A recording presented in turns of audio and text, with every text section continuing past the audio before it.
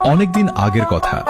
Kim নমজন নামে এক দয়ালু ব্যক্তি সোল শহরে বাস করত এবং তার স্ত্রী ছিল বিশ্ব সুন্দরী। তাদের 5টা সন্তান ছিল। প্রথম সন্তান, যার নাম ছিল হাবি, সে সবসময় খুব হাসি খুশি থাকে। দ্বিতীয় বাচ্চাটার নাম ছিল বিল্লু।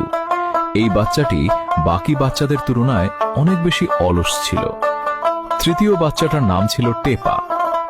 যে কোনো মানুষ তাকে দেখলে সহজেই তার প্রেমে পড়ে যেত। চতুর্থ বাচ্চাটির নাম ছিল তে।